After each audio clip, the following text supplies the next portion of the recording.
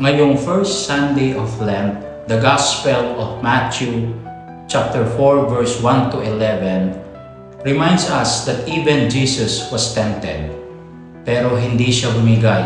He stood firm in faith and truth. Bilang isang pulis, hindi lang sa lansangan ang laban.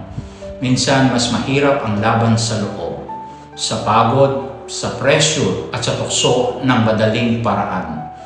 Pero bawat pagkakataon na pinipili nating maging tapat at gawin ang tama, doon natin pinatutunayan kung sino ang ating pinaglilingkuran. This Lent, let us remember ang tunay na lakas ng isang pulis ay hindi lang sa ranggo o armas, kundi sa pusong may pananampalataya, integridad at malasakit sa kapwa. Kaya stay firm, stay faithful sapagkat ang paninindigan sa tama ang pinakamahalagang tagumpay.